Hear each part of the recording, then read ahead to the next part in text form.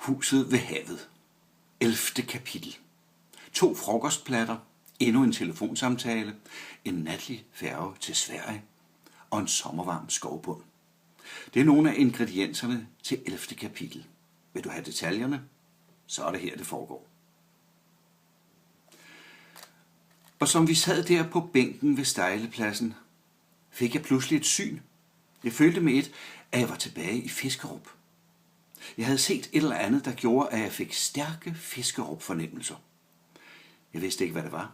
Jeg stirrede på bådene, på bilerne, på folk. Noget havde givet mig den fornemmelse, og jeg var sikker på, at det var rigtigt. Jeg vidste bare ikke, hvad det var. Det var voldsomt irriterende. Hvad er der? Jeg ved det ikke. Jeg følte mig pludselig hensat til Fiskerup. Det var dog en ækel tanke, sagde Holly. Hvorfor det? Jeg ved det ikke. Nå, ja, det var nok ikke noget. Men det var det. Jeg var ganske uvidende sikker. Vi sad længe på vores nye bænk og holdt øje med havdronningen. Jeg var ved at få sædesår. Ondt i ryggen havde jeg allerede, og jeg var vanvittigt tørstig. Ved du hvad? Jeg tror, at vi akkurat lige så godt kan holde øje fra det der charmerende udskænkningssted derovre. Jeg pegede på hos Jette og Mette, hvis vinduer i første sals højde lå der og så gevaldigt indbydende ud. Holly fugtede sine læber. For anden gang i dag tror jeg, du har ret. Lad det nu ikke blive en vane. Vi bestilte 2 krus øl og etablissementets platte, ganske klar over risikoen. Vi kunne blive tvunget til at regne midt i maden, eller endnu værre, inden den var kommet. Men alt forløb roligt. Fra vores vinduesplads kunne vi mageligt overskue havnelivet. Osten gled ned med den anden jubilæum og det andet krus. Holly tog mine hænder tværs over bordet. Ligegyldigt hvad der kommer ud af det her, er der dog kommet noget. Det lød som et ordsprog, hvis du forstår, hvad jeg mener. Jeg forstår det, og jeg er helt enig. Skal vi hellere blive hjemme? Nej da, men der er mig, Lars. Jeg havde sgu aldrig troet, at sådan noget kunne ske. Jeg har aldrig før, jeg mener, så hurtigt. Det er jeg utrolig glad for at høre, men jeg er også glad for, at du gjorde en undtagelse i dette tilfælde. Jeg så mig omkring. Må det også er et hotel, det her? Holly rystede sine brune øjne. Nu skal vi jo en hel uge for os selv ud i de store svenske skove. Er det ikke nok? Det kan aldrig blive nok, min skat. Hun slog klædeligt øjnene ned og mindede mig i stedet om, at vi hellere måtte komme udendørs igen. Vi satte os på ny på Stejlepladsen, og den endeløse venten fortsatte. Hvad nu, hvis de slet ikke sejler? Hvad nu, hvis der kommer en stor, sort Mercedes med skudsikre ruder og henter dem, foreslog jeg. Så skidt med det. Vi ved jo, hvor de skal hen. Holly lagde sit hoved på mine skuldre. Hvorfor i alverden skal vi så blive siddende her? Jeg anede en mulighed for afveksling i tilværelsen. Hvis vi alligevel ved, de skal til Sverige, og vi skal til Sverige, hvorfor tager vi så ikke til Sverige med det samme? Intet svar. Jeg tror, hun tænkte. Men vi ved jo ikke, hvornår de tager afsted, sagde hun så. Og dog, for de må jo også skulle være der på et eller andet snarligt tidspunkt. Lang, tavs pause. Jeg ved ikke, om det er kedsommeligheden ved denne venten, der overmander mig, sagde hun, eller om det er dine hårdt slående argumenter. Men jeg kan faktisk ikke finde på noget at indvende mod dine berettigede spørgsmål. Lad os køre tilbage og gøre klar til afrejse. Jeg har ellers altid holdt meget af havnen i Havbjerg, men jeg indrømmer, at det var mig meget kært at forlade den efter 6-7 timers ophold. Vi standsede på vej hos boghandleren og købte et kort over Sverige. Jeg kunne ikke lade være. Med det samme måtte jeg slå op. Hvor var Örkelljunga? Nå, det er jo slet ikke så langt væk. Det ser jo meget civiliseret ud, hvis man ellers kan anvende dette begreb på vort broderfolk. Men hør, stands bilen, vent lidt. Vi må hellere købe ind nu, godt og grundigt. Den svenske mad er vist ikke noget at skrive hjem om. Hvem vil du også skrive til, når du har mig? Holly pressede hånddagen ind på supermarkedets parkeringsplads. Vi gav os god tid og fyldte de 2 indkøbsvogne til bristepunktet med alle tænkelige lækkerier. I Gud, hvor jeg dog elsker at have penge nok, sagde jeg, og skuede med en varm fornemmelse ud over herlighederne. Jeg egner mig så godt til at være velhavende, synes jeg. Ja, lad os nyde det, så længe det varer. Tror du, vi må have al den vin med til Sverige? Jeg kan ikke sige andet, end at det vil vise sig. Men hvis vi bliver anholdt, stoler jeg på, at din charme vil få os løsladt meget hurtigt, uden at du dog behøver at gå til gensidigheder ved kropsvisitationen. Med stort møje fik vi bukseret varerne ud og placeret dem i bagagerummet og på bagsædet. Der ville ikke blive plads til den store garderobe. Hvis vi kører nu, så kommer vi derover, før huset er vores. Vi var tilbage ved mit dejlige hus, og havet lå blinkende blåt. Og hvem ved, om der ikke er andre mennesker i det nu, der ikke vil bryde sig synderligt om at få ødelagt deres sidste nat med at få liggende gæster. Jeg synes nu ikke, vi kan vente helt til i morgen med at tage afsted, sagde jeg. Godt, så kører vi sent i aften eller i nat. Hvornår skal vi så sove? Jeg gned mine øjne. Nu. Vil det sige, at vi skal slæbe al den mad op i køleskabet og bære det ud igen om lidt? Yes, bare kom i gang. Du slæber, og jeg ringer lige og fortæller om mine ændrede rejseplaner. Hun tog godt nok et par poser. Er du helt alene i verden? Skal du slet ikke underrette nogen om, at du tager til Sverige? Mine forældre er et halvt år i USA, så om de får brev fra Havbjerg eller fra Ørkeljunger kan komme ud på et. Derudover tror jeg, at folk i almindelighed er temmelig ligeglade med, hvor jeg befinder mig. Jeg sukkede, også lidt på grund af vinkartongernes vægt. Jeg er ikke særlig efterspurgt. Nu fisker du vist. Nå, jeg ringer lige.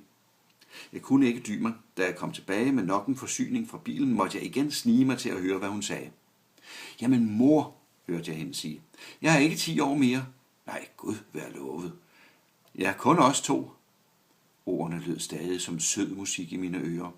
Lars? Ja, det ved jeg egentlig ikke. Jeg bildte mig ind, at jeg vidste, hvordan spørgsmålet havde lyttet. Jeg rødmede og følte varmen stige i mig. Det er i nærheden af Ørkeljunger. Ørkeljunger? Ja. Jeg skal nok ringe derovre fra. Nej, ikke i huset, tror jeg. Nej, der var ingen telefon, kun 4 liggestole. Ja, mor. Ha' det godt. Jeg skyndte mig ud i køkkenet og begyndte at læse maden ind i køleskabet. Alting under himlen har sin tid, står der skrevet i prædikerens bog. Helt præcist står det ikke formuleret, at der også er tid til at gå i vandet, men det føjede vi nu til, Holly og mig.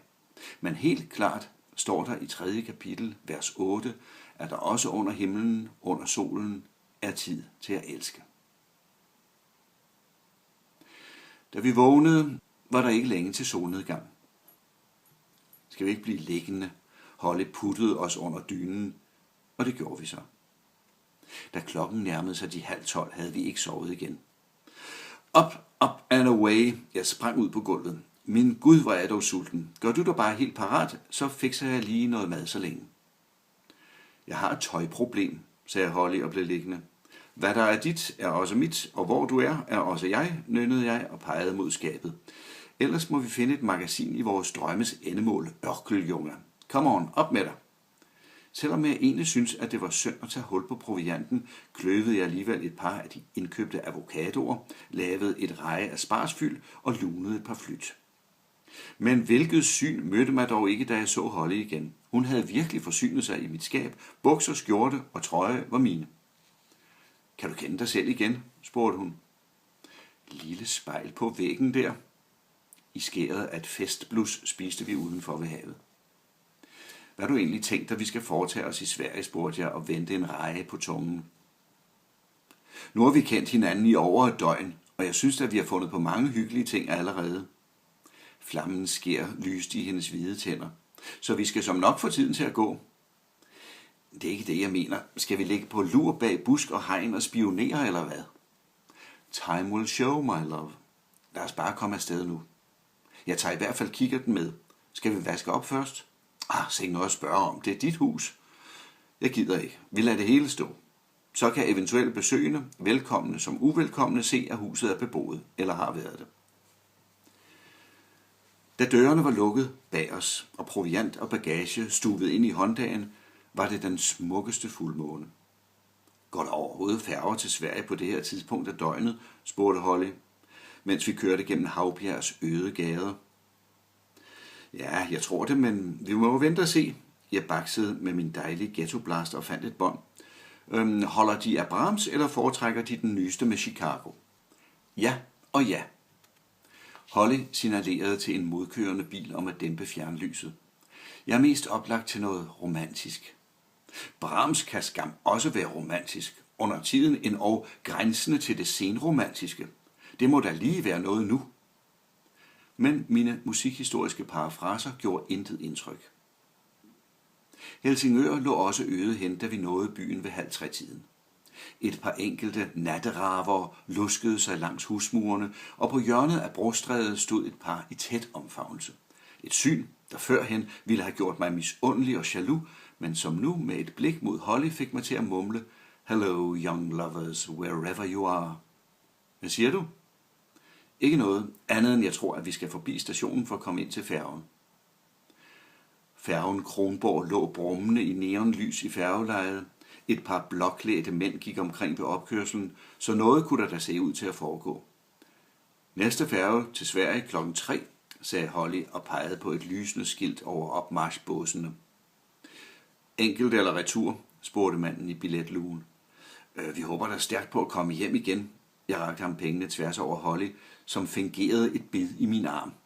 Ikke sandt, min skat? Det ville være synd at sige, at færgen var overbefolket. Kun ganske få andre havde fundet fornøjelse ved at krydse Øresund 3:00 om natten. Vi gik op i agterstavnen af Kronborg og stod og nød natten, lænet til rælingen. Månelyset blev hvirvlet rundt i det skummende kølvand, og lysene fra Danmark og Sverige flaksede i horisonterne.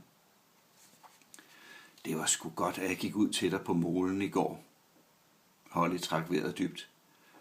I går? Jeg synes, det er evigheder siden. Var du nogensinde i tvivl om, du ville komme? Ja, nej, det var jeg vist egentlig ikke. Men jeg var i hvert fald ikke forberedt på dette her. Vil du vende om? Vil du hjem igen? Ikke for alverdens guld og grønne skove. Nok har jeg oplevet en del, men jeg tror aldrig så dejligt, så intenst som det her. Jeg havde ikke rigtig lyst til at høre mere om den del, hun havde oplevet tidligere, så jeg nøjedes med at knuge hendes hånd fast. Hvis hun vidste, hvad dette var i forhold til den smule, forekom det mig, jeg selv havde oplevet, ville hun lægge mine bukser i laser. Vi var tæt på Sverige. Der var ikke så meget som en ærlig billetør eller toller, da vi rullede i land. Nu må du være vaks ved kortet. Hvor skal vi hen? Så vidt jeg kan se, skal vi mod Markaryd. Ja, det er vist oven i købet hovedvejen til Stockholm, så der burde ikke være nogen problemer med at nå frem til Örkelljunga i det mindste. Snart var vi ude af Helsingborg og kørte i moderat tempo, 2 velkendte svenske begreber, mod nordøst. Lidt efter lidt lignede Sverige ikke længere Danmark. Vi kunne tydeligt i morgengrynet skelne de mørke, røde træhuse. Disse huse, der indgyder en eventyrlig tryg fornemmelse. Og skovstrækningerne blev længere og længere. Mange steder var det, som havde man lagt en lang sort lineal gennem granerne. Det var ved at blive lyst. Vi er stadig alt for tidligt på den, sagde Holly. Har du nogen anelse om, hvor vi skal hen, når vi kommer til Örkelljunga? Ifølge kontrakten her skal vi cirka 10 kilometer forbi denne storstad, for dernæst at dreje mod Hultaryd. Men inden vi når så langt, skal vi mod Fagertorp, hvor huset så vil ligge på højre hånd midt i skogen. Men vi kan ikke tage derhen endnu. Skulle vi ikke standse og gå ud i naturen og nyde morgengryet i alt dets pragt og vælde? Lækker idé. Jeg finder et sted, hvor der er en sti. Holly så sig spejdende omkring. Det var fuldt dagslys, og solen flagrede mellem de grenløse granstammer, da vi forlod bilen i vejkanten. Vi var endnu ikke nået til Örkelljunga. Vi gik hånd i hånd ind i skoven, og det varede ikke længe, før vi følte, at påstanden om andre mennesker på denne jord kun ville være et postulat. Hvis ikke græsset var så vådt, kunne vi have sat os, ja endog lagt os, sagde Holly. Men vi må nok hellere lade være. Det ville være lidt af en streg i regningen, hvis vi skal ligge en uge med lungebetændelse der i Hemmabygden. Hemmatorpet, rettede jeg. Bygden, det har man vist kun i Norge. Men i øvrigt har du desværre ret.